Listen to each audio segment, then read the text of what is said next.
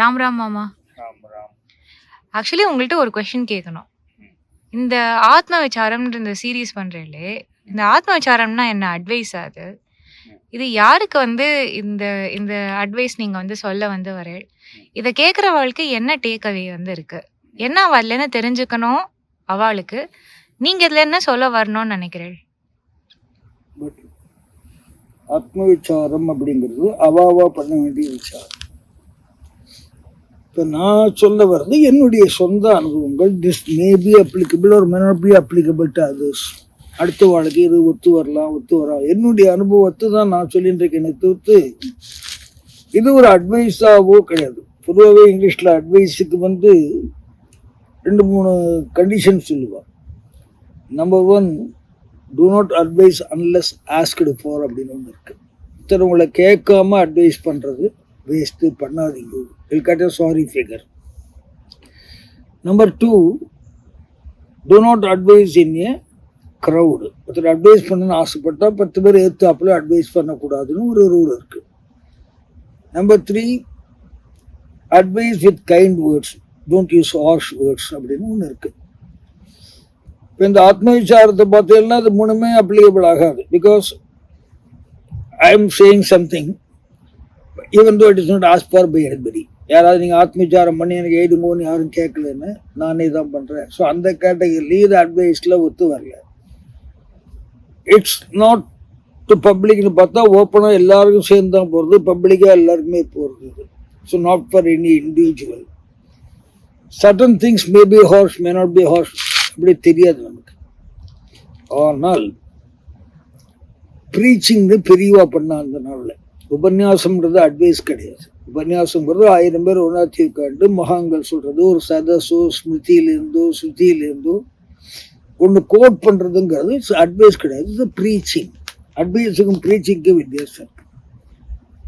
உபன்யாசம் உட்காந்து சொல்லும் போது இட்ஸ் காமன் திங். அதுலேருந்து டேக்அவே என்னென்னா what all you want to take, you can take away. இது நல்லதாக இருக்குது அப்படின்னு எடுத்துகிட்டு போகலாம். உபன்யாசம் பண்ணுறவர் பௌராணிக்கர் வந்து இதெல்லாம் கேட்டு தான் ஆகணும், ஃபாலோ பண்ணி தான் ஆகணும்னு எந்த உபன்யாசரும் கண்டிஷன் போட்டு உபன்யாசம் ஆரம்பிக்கப்பட்டார். அவருக்கு என்ன தெரியுமோ, அவருக்கு என்ன கற்றுண்டாரோ காலட்சேபத்தில் அதை 4 பேர் பிரயோஜனப்படும் போது சொல்கிறாரே தவிர்த்து இது நான் சொல்கிறபடி நீங்கள் நடக்கணும் அப்படின்னு எனக்கு தெரிஞ்சது வரைக்கும் யாரும் சொன்னது கிடையாது. ஆனால் சொல்கிறது இந்த மாதிரி நடக்கிறதுக்கு ஸ்ரோதாக்கள் எப்படி இருக்கணும்னா என்ன கேட்குறோமோ அதுபடி நடக்கணும். நேற்று நம்ம சொன்னோம் இல்லையா, கேட்கறது முக்கியம் இல்லை, கேட்டுண்டு நடக்கிறவாளை பார்த்து அவ கூட பழகணும் அப்படின்னும். அந்த மாதிரி அட்வைஸ் யார் வேணால் சொல்லலாம், யார் வேணால் கேட்கலாம். ஆனால் அட்வைஸ் பண்ணுறவா இப்படி நடக்கிறாளா பார்க்கணும். விசாரம் அப்படின்னு பார்த்தா லைஃபே விசாரம் தான். ஆனால் அதில் பாதி வந்து அல்ப விசாரங்களில் போகிறது, பாதி அனாவசிய விசாரங்களில் போகிறது. அல்ப விசாரம் எது அப்படின்னா நமக்கு சம்மந்தம் இல்லாத மேட்டரை நோண்டி கேட்டால் அல்ப விசாரம். சாதாரணமாக ஒரு குழந்தைக்கு நல்லா படித்து முடிச்சுட்டான், ஏண்டா அவனுக்கு வேலை கிடைக்கலையா 10 தாட்டி கேட்டால் அது அந்த குழந்தை மனசை புண்படுத்துகிற மாதிரி இருக்கும். கேம்பஸில் செலக்ட் ஆகலையா, அந்த பையனுக்கு ஆயிடுத்தே, இந்த பையனுக்கு ஆயிடுத்தேன்னு நம்ம அந்த குழந்தைய போட்டு பாடப்படுத்துகிறோம். இந்த மாதிரி கல்யாணம் ஆன குழந்தைய போட்டு வேலை ஏதாவது விசேஷம் உண்டா. இது ஒரு விசாரம்லாம் கிடையாது. என்னவோ ஒரு இன்க்ளூஸ்னஸ்ஸு. இது வந்து அனாவசியமான விசாரங்கள். ஆனால் அவள் சொல்ல போகிறான், வேலை கிடைச்சா அந்த பையன் சொல்ல போகிறான், அந்த குடும்பத்தை நல்ல இடம் தான் நமக்கு சொல்ல போகிறான்றது நமக்கு ஏதோ ஒன்று டயத்தை ஸ்பெண்ட் பண்ணணும் எப்படியாது. அது எதெல்லாம் சம்மந்தம் இல்லையா அதெல்லாம் நம்ம மூக்க நடிச்சுட்டு கஷ்டப்பட்டுண்டு அதில் கஷ்டத்தில் ஒரு சந்தோஷப்பட்டுருக்கோம் நம்ம. அதனால் ஆத்ம விசாரம் அப்படின்னு பார்த்தீங்கன்னா நம்ம என்னென்ன கற்றுண்டோமோ அது எப்படி நடக்கிறோமா வாழ்க்கையில் அப்படிங்கிறது தான் ஆத்ம விசாரம். நிறைய படிச்சிருக்கும், நிறைய தெரிஞ்சுன்னு இருக்கும். இன்னைக்கு தேதியில் இது வேதாந்த பரமா வேண்டாம், லௌகிக பரமா பார்த்தாலே நம்ம கத்துன்றதுபடி நடக்க முடியுதா. இப்போ தர்மத்தைப்படி நடக்கணும் அப்படின்னு கத்துட்டு இருக்கோம். நம்ம தர்மத்தைப்படி நடக்கிறோமோ அப்படின்னா தர்மத்தை நமக்கு ஏற்ற மாதிரி மாற்றிக்கிறோம். உதாரணத்துக்கு நம்ம வேகமாக வண்டியில் போயிட்டு இருக்கோம், குறுக்க ஒருத்தன் வந்துட்டான்னு வச்சுக்கோங்களேன். நம்ம என்ன பண்ணுவோம், அறிவு இருக்கா, அப்படி குறுக்க வரலாமா, அப்படி பார்க்க வேணாமா அப்படின்னு.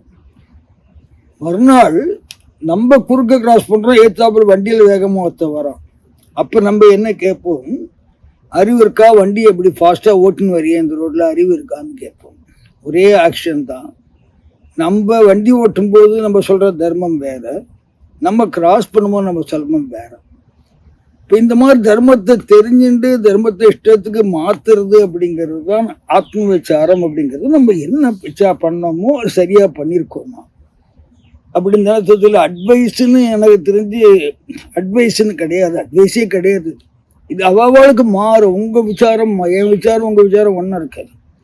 உங்களுக்கு வேற மாதிரி விசாரங்கள் வரும். நீங்க இப்படி இருக்கலாம், வேதாந்த பரமா இல்லாட்டும் லௌகீக பரமா பார்த்தாலே நான் சொல்ற பாயிண்ட்ல நீங்க டிஃபர் ஆகலாம். இந்த பாயிண்ட் நான் ஒத்துக்கலை அப்படிங்கலாம்.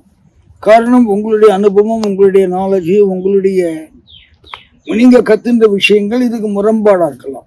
ஸோ ஆத்ம விசாரம்ங்கிறது அட்வைஸ் கிடையாது. எப்படி சொல்றது, அவாவா அனுபவம். தியாகராஜர் சொல்லுவார், ஈலாகினி விவரிம்பலேக சால ஸ்வ அனுபவ வேத்தியமே அப்படின்பார். பக்தியை சொல்லும்போது அவன் அனுபவிச்சாதான் பக்தி புரியும்.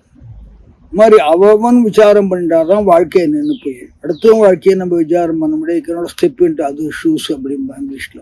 ஸோ அடுத்தவன் வாழ்க்கையை விசாரம் பண்ண முடியாது. ஆனால் என்னுடைய வாழ்க்கையை நான் தான் விசாரம் பண்ண முடியும். ஸோ ஓப்பனாக நான் எழுதுனால 10 பேர் பார்க்கறதுனால இந்த அட்வைஸு நமக்கு எல்லாம் தெரியும். நம்ம தெரிஞ்சுக்க வேண்டிய விஷயங்களே எவ்வளவோ இருக்கு. இப்போ அந்த அனுபவங்கள் தான் விசாரமாக மாறுறது. இப்படி இருக்கோமே அப்படின்னுட்டு அது நம்ம எழுதுறது சில பேருக்கு பிடிக்கலாம், இப்படி கரெக்டாக இருக்கு இது இருக்கலாம். சில பேர் இல்லை அதை மாற்று கருத்து அப்படிங்கிற டிபேட்லாம் கிடையாது. இது என்னுடைய அனுபவம், இது அட்வைஸும் கிடையாது. நம்மள அடுத்த ஸ்டேஜ் ரீஃபைன் பண்ணி அடுத்த ஸ்டேஜ் போகிறதுக்கு ஒரு விசாரம். இது பாண்டரங்கள் இல்லைன்னு ஒன்று பண்ணிட்டு இருக்கோம்னு வச்சுக்கோங்களேன். எல்லாருக்கும் பாண்டரங்கனை காமிக்கிறோம் நிற்க வச்சு. ஆனால் நம்ம பாண்டரங்கனை பார்த்தோமான்னு பார்த்தா இன்னி வரைக்கும் இல்லை. காரணம் அதை பற்றி நம்ம யோசிக்கல. ஏதோ ஒரு ஆம்பளையோ பையனோ நிற்க வச்சு பாண்டரங்கா சொன்னதால பாண்டரங்கனை பார்த்த மாதிரி ஆயிடுத்தானா, that's a primary step. Extreme step நீயே பிரத்யட்சமா பாண்டரங்கன் தரிசனத்தை கொடுக்குறான் அப்படின்னு ஸ்டேஜ் வரும் இல்லையா, அது வரைக்கும் விசாரப்பட்டுட்டே இருக்க வேண்டியதான். பக்தியா இருந்தாலும் நான் என்னைக்கு ஒன்றை பார்ப்பேன், என்னைக்கு ஒன்றை பார்ப்பேன், என்னைக்கு ஒன்றை பார்ப்பேன் அப்படின்னு மகாங்கள்லாம் அப்படிதான் விசாரப்பட்டு தான் பிரம்மத்தை தெரிஞ்சுட்டாகும். இவ்வளவு விசாரங்கள் பட்டிருப்பா. இந்த விசாரத்தினால வந்ததுதானே கிரந்தங்கள்லாம், விசாரத்தினால வந்ததுதானே ஸ்தோத்திரங்கள்லாம்.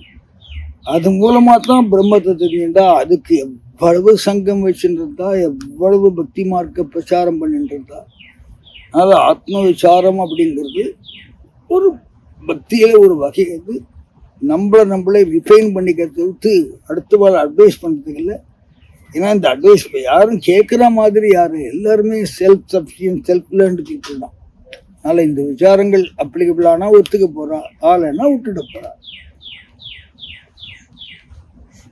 தேங்க்யூ மாமா.